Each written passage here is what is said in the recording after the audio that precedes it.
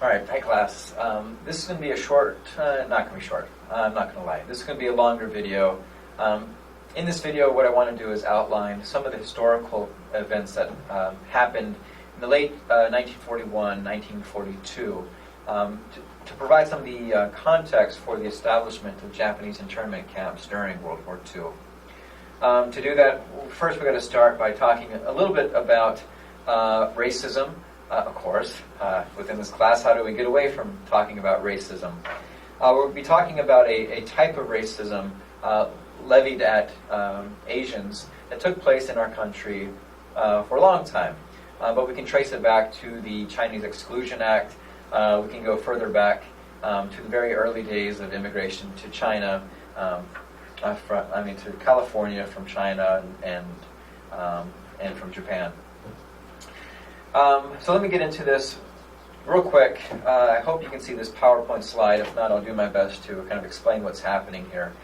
On December 7th, 1941, we all know that Japan staged a surprise attack on America's military forces at Pearl Harbor in Hawaii.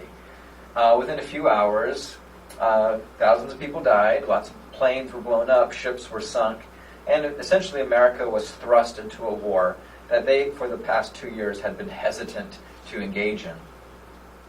I often like to play a scene from the Pearl Harbor movie here, play ignorance, that I don't realize that it's a movie. But for shortness of time, I'll skip that and move right on. So what was America's response like?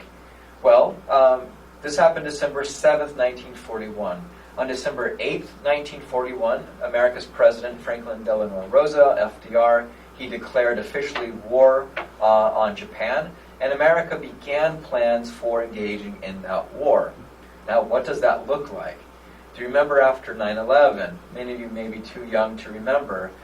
There was a similar type of war fervor. Right? We were attacked, terrorist attack, and immediately there was this pounding of drums. Everyone wanted to go to war. We declared war, and within a few days, a few weeks, we were at war. War was bombs, right? And we began to ship people overseas. We got aircraft in position that they could, bomb the bejesus out of these people. Similar things happened, but not as quickly. This was a time before America's military really grew into the strength that we know today. So it was a gradual ramping up towards war. One of the first things, though, that the United States did, and this is in February of 1942, is that the President, Franklin Delano Roosevelt, FDR, he passes Executive Order 9066. Now, I'm going to be providing this executive order in its full entirety, its full length, as a reading for you this week. If you have not read it yet, please stop this video, pause it, and go read that executive order. When you have, come back, because what I'm about ready to say won't make sense unless you have read it. It's not very long. So, last warning, go read it. Okay, great. Now that you have read it, you've come back. What does that executive order say? I'll admit, the language is big and lofty. There's tons of fragments, or I guess run-on clauses. What is the president saying? He gives permission for a specific group of people to establish military enclosures. And one of the things it says is that those people who've been designated can decide who gets placed in there, for how long. It gives these people the power to be in charge of the transportation, and of course the housing and providing of food and resources for those who they determined to put into these camps.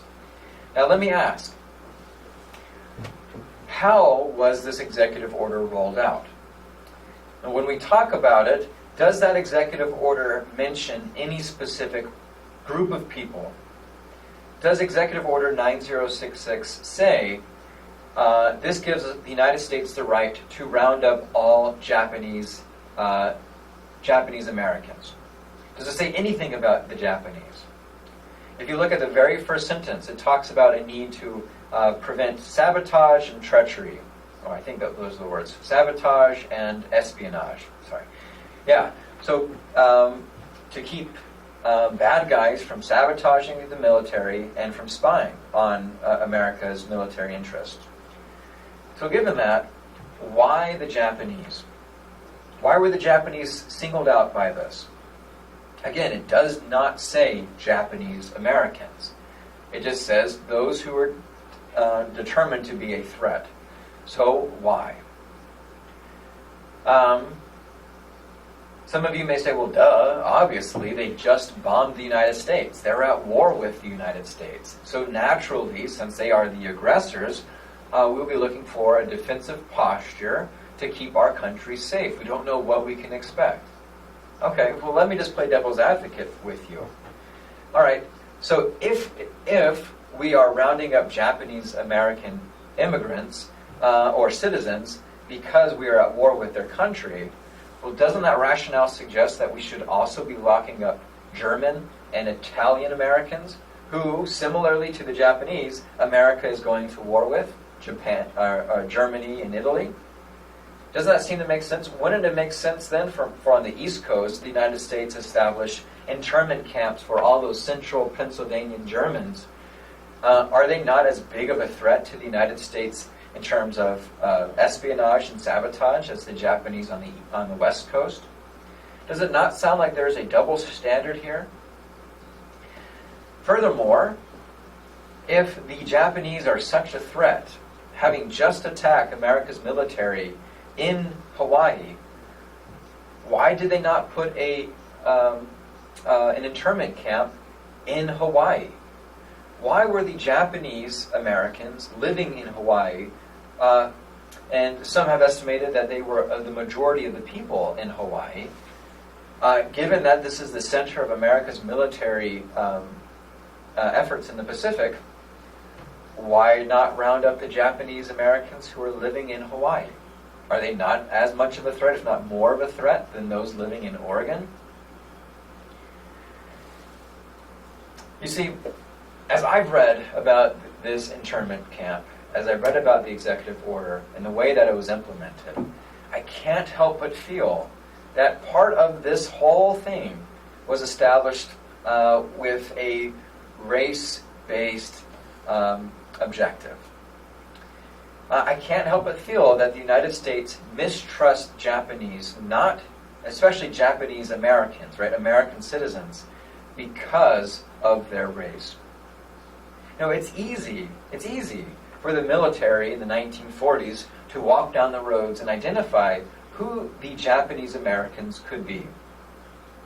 Right? Racially, the Japanese American looked different than your prototypical Euro-American. Right? They were not white. German Americans blended in. If you went to the grocery store, if you went to church, how would you determine who was a German American? How would you determine who was the Italian? Right? Because they've been so carefully integrated into American culture, because they looked like everyone else, right? It was harder for the United States military to single out potential German American threats. Now, yes, some Germans were captured and some Germans were held in internment camps in the United States, but nowhere near as many as were the Japanese. Over an estimated 120,000 Japanese were interned in American camps during World War II. Many of these were women and children, and many of them were American citizens, meaning they were born in this country. Right? They had the full rights as you or me, and yet their constitutional rights were ignored during this time of war. Now, if you don't think that's problematic, I beg you to look carefully at that issue. American citizens were denied their constitutional rights during times of war. Is that justified? Some would argue yes. It's better for the good of all. Is it better, though, that 120,000 people be captured to prevent that one bad guy? If it were you, would you be willing to lose your house, lose your job, lose all of your possessions, be sent to a camp for 3 or 4 years because someone like you may may be a terrorist or looking to sabotage America's military. For me, it's very clear that Executive Order 9066 was motivated from a racial fear. If we look very closely at the way that it was implemented, look at who was captured and the policies, it is very clear that there is race as an important part of this. In my next video, I want to lay out exactly why that is. I'm going to be talking about a phenomenon called yellow peril. And I'll provide you with some images, examples of this from World War II that demonstrate how Japanese Americans were racially profiled and look at the baggage of that racial profiling over the years. All right, I'll see you for the next video.